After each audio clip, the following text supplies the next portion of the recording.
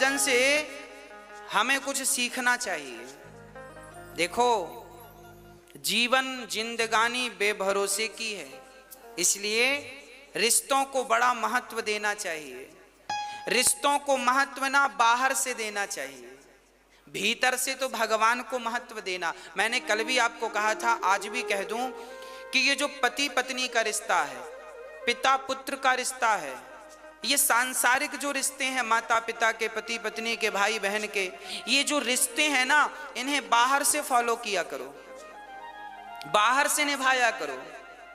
अंदर से तो केवल एक भगवान से रिश्ता रहे आपका, और किसी से रिश्ता ना रहे, क्योंकि हमें सबको लेके चलना है ना। तो अंदर से तो जैसे हम लोग कहावत कहते हैं ना, बाहर मुंह में राम राम बगल में, हाँ, तो आपको ऐसी करना है। बाहर से तो आपको पति पत्नी बेटा बेटी को खुश रखना है, बाहर से क्योंकि इन लोगों को बाहर का व्यवहार चाहिए, तो इन लोगों को बाहर के व्यवहार से खुश रखो। और भगवान को मन का व्यवहार चाहिए, तो मन से भगवान को खुश रखो, दोनों खुश हो जाएंगे। तन लगा दो संसार की सेवा में और मन लगा दो बिहारी जी की सेवा में, काम बन जाएगा। ना तो परिवार छूटेगा, ना भगवान छूटेंगे। पत्नी को देख के, पति को देखकर, बच्चों को देखकर उनकी हिसाब से बात कर लिया करो। आपके पति को आपकी जरूरत थोड़ी है, आपके पति को तो आपके तन की जरूरत है, पत्नी को भी तन की जरूरत है, पुत्र को भी तन की जरूरत है। अरे शरीर की ही तो सबको जरूरत पड़ती है। हाँ, शरीर की ही जरूरतें हैं। बेटा भी चाहता है कि पिताजी कमाएं और कमा के हमारे नाम करें, तो तन की जरूरत तो पिता को भी है, हाँ या ना? तन से ही कमाएगा ना आदमी। तो सच्ची बात कहूं, लोग तन की ही चाहत रखते हैं, तो तन उनको समर्पित कर दो संसार के लोगों को, और भगवान को तन की बिल्कुल जरूरत नहीं है। तो मन बढ़िया सा बना के ठाकुर जी के चरणों में मन से भजो। तन संसार के लिए, मन बिहारी जी के लिए, बस काम बन गया। अब कोई झंझट नहीं, दोनों ट्रैक अलग अलग। काम करते रहना और भगवान का नाम जपते रहना। पति, अब देखो आप लोग पत्नियां हैं, आप सवेरे से माला लेकर बैठ गई तो पति का पारा चढ़ जाएगा। पानी को नहीं पूछा, माला जप रही है। हाँ, होते हैं कुछ पति ऐसे। तो आप ऐसा मत किया करो, आप माला ऐसे ना जपा करो बैठ के। आप पति का काम करते करते, पानी पिलाते पिलाते, चाय बनाते बनाते, पति के कपड़े साफ करते करते, घर के झाड़ू पोंछा करते करते आप अपनी माला पूरा कर लिया करो। चलते फिरते नाम जपते रहो, तो पति भी खुश और भगवान भी खुश। आपका पति कहे पूजा पाठ मत किया करो, तो कह दो हाँ हाँ नहीं करेंगे, अच्छी बात है, हम तो आपकी गुलाम हैं, आपकी दासी हैं, हम नहीं करेंगी। तो आप बाहर से पति को खुश रखो और अंदर से राम राम चलने दो। क्या फर्क पड़ता है? भगवान फॉर्मेलिटी नहीं चाहते, तुम भगवान को जल चढ़ाओ तो ही भगवान खुश होंगे, ऐसा नहीं है। भगवान इस जल से खुश नहीं होते। आप तो बड़े भाव से भीतर से ही भगवान को केवल भज लो, भगवान का नाम जप लो, और भाव यही बना रहे कि मैं तो बिहारी जी के चरणों में हूं, बस इतना ही याद रखो। बस भगवान के चरणों में हूं, इतना ही याद, ज्यादा याद भी नहीं रखना। कि भक्तो स्वर्गा से आयो है संदेश, बुलावो आग्यो राम को, बुलावो आग्यो राम को। ओ भक्तो स्वर्गा से आयो है संदेश, बुलावो आग्यो राम को। भक्तो स्वर्गा से आयो है संदेश, बुलाओ आग्यो राम को। भक्तो स्वर्गा से आयो है संदेश, बुलावो आग्यो राम को। भक्तो स्वर्गा से आयो है संदेश,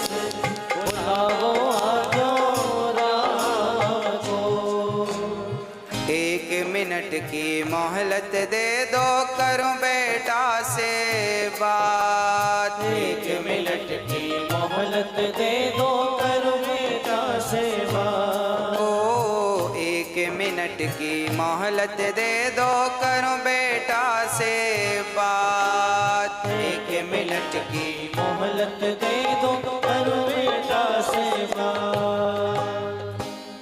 एक पिताजी जब मरते हैं ना तो यमराज जी से रोक करके कहा, यमराज जी 1 मिनट का हमें वक्त दो, हम अपने बेटों से कुछ कहना चाहते हैं। क्या कहना चाहते हो? एक पिता ने बेटों से कहा कि भाई भाई प्रेम से रहना, तुम भाई भाई प्रेम से रहना, जाना है सबको उसके पास, बुलावो आग्यो राम को।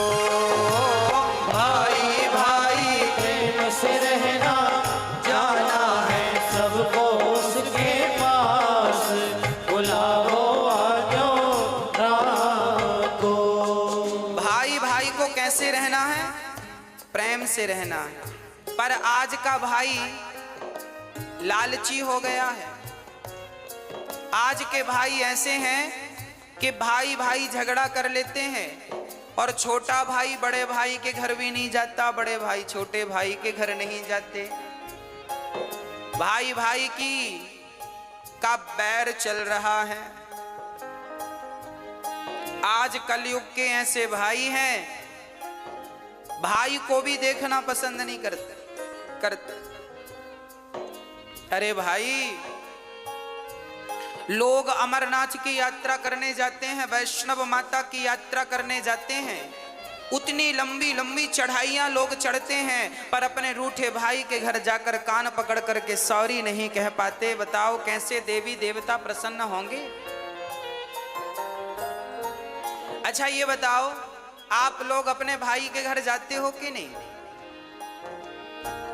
हाँ, पुरुषों से पूछ रहे हैं हम। माताएं तो खूब जाती हैं अपने भाइयों के घर।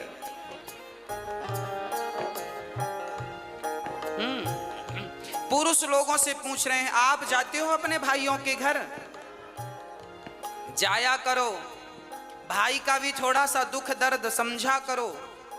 आपका भाई कमाता नहीं है तो जरा उसे, आप कमाते हो तो जरा मदद किया करो, उसका भी कहीं काम धाम लगवाओ, उसको भी खड़ा करो। परिवार को ही परिवार का सपोर्ट करना चाहिए। जब आप ही नहीं करेंगे तो गैर क्या करेंगे? दूसरे क्या करेंगे? इसलिए भाई इसलिए तो होता है कि वो कभी मुसीबत में दूसरे भाई के काम आ सके। इसलिए भाई भाई में प्रेम जरूरी है। कैसा प्रेम? राम और भरत की तरह, राम और लक्ष्मण की तरह प्रेम होना चाहिए। राम जी ने प्रेम करके बताया है, देखो भाइयों से कैसा प्रेम किया जाता है। परंतु आज का भाई, हाँ जी, क्या होता है? आज भाई भाई के घर नहीं जाता। एक बार मैं एक गांव में गया कथा करने, तो वहां मैंने सुना कि 2 भाइयों में बड़ा विवाद चल रहा है, एक दूसरे को देखना भी पसंद नहीं करते। तो मैंने दोनों भाइयों को बुलाया और हमने कहा, बेटा ये बताओ, जब तुम्हारा छोटा भाई मरेगा तो तुम उसके मरने पे जाओगे कि नहीं? बड़े भाई से पूछा हमने। अलग अलग बुलाया हमने, एक साथ नहीं बुलाया।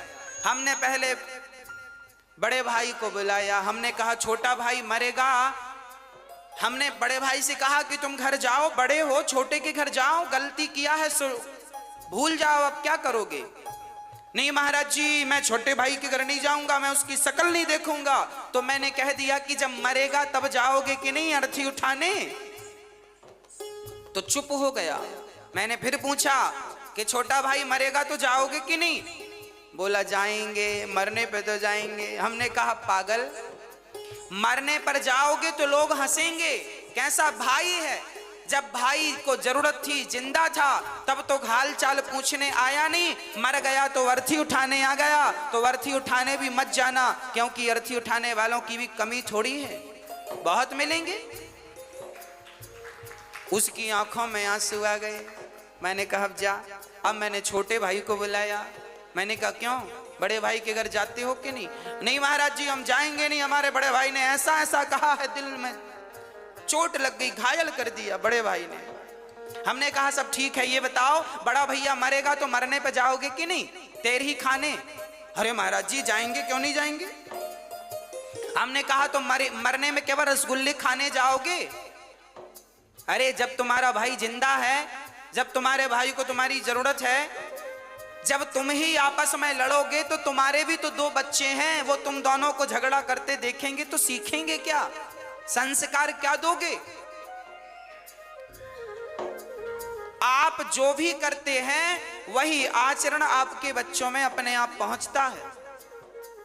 इसलिए प्यार से रहा करो। आपके फेसबुक व्हाट्सएप में 5-5 हजार फ्रेंड होते हैं, पर आपका रियल भाई आपका फ्रेंड नहीं है, दोस्त नहीं है, मिलके रहते नहीं हो, तो उन 5,000 दोस्तों का करोगे क्या जो तुम्हारे फेसबुक व्हाट्सएप में है? क्या करोगे? इसलिए मैंने उससे कहा भाई मर जाएगा कल को तो रोने जरूर जाओगे, मत जाना रोने। रोने का भी अधिकार तुम्हें तभी मिलेगा जब तुम उसके आंसू पहुंचना जानोगे। आंसू पहुंचोगे जीते जी, और कल को मर गया तो रोने का अधिकार है, पर तुमने कभी आंसू तो पहुंचा नहीं, अब रोने क्यों जा रहे हो उसके मरने पर? मत जाओ। पर ऐसे ही भाई हैं आजकल, मरने पर ही दिखते हैं, जीते जी दिखते नहीं है। तो मैं आपसे हाथ जोड़कर प्रार्थना करता हूं, आप जरूर गलतियां माफ कर दो। बड़े भाई की गलतियां छोटा माफ करे, छोटे भाई की बड़े भाई माफ करें, और प्यार से गले मिलकर रहो। तुम्हें गले मिलता हुआ देखेंगे तुम्हारे बच्चे तो उनमें प्यार बढ़ेगा, संस्कार बनेंगे। हाँ, यदि हम आपस में लड़ बैठेंगे तो देश को कौन संभालेगा? कोई भी बाहर वाला अपने घर से हमें निकालेगा। दीवानों होश करो मेरे देश प्रेमियों, आपस में प्रेम करो मेरे देश प्रेमियों। बहू से बात, सास मरने लगी तो यमराज जी से कहा, यमराज जी रुको, हम अपनी बहू से कुछ कहना चाहते हैं, क्या कहोगी? आपकी सासू माँ कुछ कह रही है, सुनो ध्यान से। क्या कह रही है? इस घर को तुम टूटने मत देना। सास को, बहुओं को चाहिए कि वो घर की अखंडता को, एकता को टूटने ना दें। देवरानी जिठानी प्यार से रहा करो। चूल्हा अलग है, काम धाम अलग है, चलेगा, पर कम से कम मन तो एक हो, मन तो अच्छे से मिल के रहो, दिल तो एक होना चाहिए। हाँ, एक ही घर की बहू हो, समझदारी का परिचय आप ही नहीं दोगी तो उम्मीद किससे रखी जाएगी? आज जिठानी देवरानी को दुश्मन समझती है, बहुत जो समझती उनका बोल रहे हैं, जो अच्छी हैं उनको नहीं बोल रहे हैं। बहुत सारी जिठानियां अपनी देवरानी को दुश्मन समझती हैं, और देवरानी भी जिठानी को दुश्मन मान लेती हैं। हमारी सबसे बड़ी दुश्मन जिठानी है, देवरानी है, झगड़ा करती रहती हैं। इनको वापस के झगड़े से फुर्सत मिले तो ये कुछ अच्छा सोचें, बेचारी यही मस्त हैं, खा लिया पी लिया झगड़ा कर लिया। हाँ?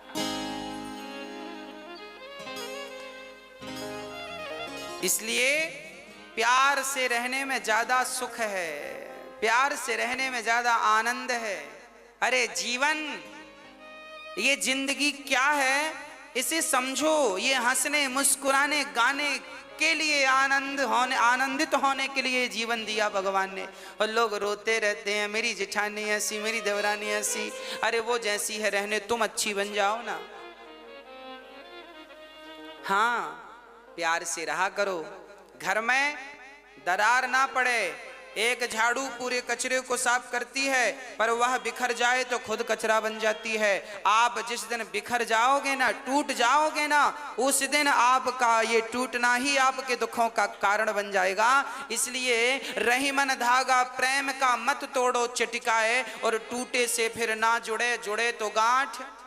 रिश्तों में गांठ नहीं पड़ने दीजिएगा, मेरी प्रार्थना है। और बहुओं से प्रार्थना है, सासुओं की, सासू माओं की बड़ी सेवा किया करो। एक बहू बोली, गुरुजी हमारी सास बड़ा मुंह चलाती है। हमने कहा कोई बात नहीं, मुंह चलाती है तो अपने मुंह से चलाती है कि तुम्हारा किराए से लेके चलाती है? तुम्हारा मुंह तो नहीं लेती कि तुम दो हम तुम्हारे मुंह से बोलेंगे, अपने मुंह से बोल रही है, बोलने दो। तुम्हारा घटता क्या है?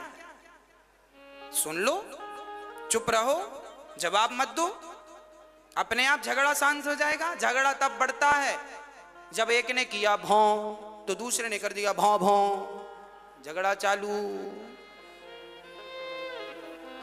हाँ, तो आप समझदार हैं, कोई बात नहीं। एक समझदार होगा तो झगड़ा नहीं होगा, जब दोनों मूर्ख होते हैं तो झगड़ा होता है। इसलिए सास बोल रही है तो चुप रहो, बहू बोल रही है तो सासू माँ चुप रहे, एक तो चुप रहो मेरी माँ। हाँ, और बड़े प्यार से रहो अपने घर में, अपने जीवन में कोई झगड़ा नहीं, कोई लड़ाई नहीं। और माँ की, बूढ़ी बूढ़ी माँ की जरा सेवा किया करो। बूढ़ी बूढ़ी माँ को अकेले बनाने ना दिया करो रोटियां। महाराज जी हमारी सासू माँ तो अकेले बना के खाती है, हम तो बोलते हैं कि खाया करो हमारे संग। अरे तुम बोला ना करो, अपनी सासू माँ का हाथ पकड़ के ले आया करो। माँ आपको क्या जरूरत है अकेले बना के खाने की, हम तो हैं। जब आप अपनी सासू माँ का बड़ा सम्मान करेंगी, बड़ा आदर करेंगी, तो फिर उसे शौक थोड़ी लगता है कि बुढ़ापे में बना के खाएगी। वो तो तुम्हारे संग खा लेगी, पर तुम्हारा मन नहीं मिल रहा है इसलिए अकेले बना के खा लेती है। हाँ, इसलिए जरा बोला करो सासू माँ से, चलिए पाइए भोजन। लाख गाली दे सासू माँ तो भी आप उनका सम्मान कीजिएगा, क्योंकि वो हमारी माँ हैं। हम बेटे बेटे ही रहेंगे और माता पिता ही रहेंगे। हम हैं, वो है। माता पिता भगवान जैसे हैं, हम तो उनकी धूल हैं, तो क्या कहें आगे हम इससे। इसलिए आज आपकी होंठों पे मुस्कान है, मांग में सिंदूर है, तो आपकी सास की बदौलत है। इतना बढ़िया पति दिया है तो धन्यवाद दो, सेवा करो। रिश्तों की इज्जत कीजिएगा, रिश्तों को समझिएगा, और सबसे ज्यादा समझदारी बड़ों की है। बहू तो बच्ची है, बहू तो बेटी है, आप तो बड़ी हो ना, आप तो समझदार हो, ससुर समझदार हैं, सास तुम बड़े हो घर के। रिश्ते ना टूटें इसके लिए आप काम करो। आपकी समझदारी है कि रिश्ते ना टूटें। जिस घर में भाई भाई में झगड़ा होता है, निश्चित उस घर के माता पिता दोषी माने जाते हैं। तुम समझदारी से क्यों नहीं सुलझाए? क्यों नहीं दोनों बच्चों को बिठाकर, दोनों बहुओं को बिठाकर तुमने सुलझाने का प्रयास किया? जब माता पिता पक्षपाती हो जाते हैं ना, तब घर में झगड़ा होता है और घर में महाभारत हो जाता है। इसलिए माता पिता की बड़ी गलतियां होती हैं। आजकल के माता पिता पक्षपाती हो गए हैं। ये इनके 4 बच्चे हैं तो किसी एक बच्चे का तो पक्ष लेंगे, 3 बच्चों का पक्ष नहीं लेते, या 2 बच्चों का पक्ष लेते हैं, 1 का नहीं लेते, या 3 का पक्ष लेते हैं, 1 का नहीं लेते। तो माता पिता तुमने जब, भाई जितने बच्चे हैं सबसे समान प्यार करो, बराबर, सब उसके अधिकारी हैं। आपके पास यदि 10 रुपए हैं और 10 रुपए में आपके 2 बेटे हैं तो 5-5 रुपए के अधिकारी हैं। चलो 3-3 रुपए दो दोनों को, बाकी अपने पास बचा के रखो। पर जब तुम सेवा जो तुम्हारी करे बढ़िया दिल से, उसको देना, पर इतना तो उसको देकर जाओ जिससे उसका गुजारा होए। माँ बाप समझदार होते हैं ना तो झगड़े नहीं होते, सास ससुर समझदार होते हैं तो झगड़े नहीं होते। कई बार हमने देखा है सास ससुर ही लापरवाह होते हैं, माता पिता ही लापरवाह हो जाते हैं, अकड़ अकड़ में रिश्ते खराब हो जाते हैं। कई सासों को हमने देखा है कि बहुओं के साथ बहुत बुरा व्यवहार करती हैं। बहुत सारी बहुएं हैं जो सास के साथ व्यवहार बुरा करती हैं, पर समाज में ऐसी सासें भी पाई जाती हैं जो बहुओं के साथ बुरा व्यवहार करती हैं।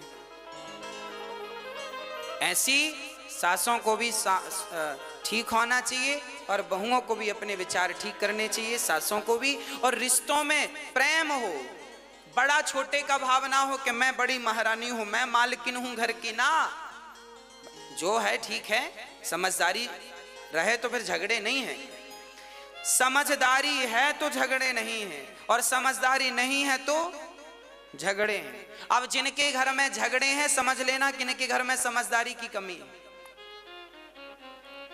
एक भी समझदार होता तो झगड़ा नहीं होता।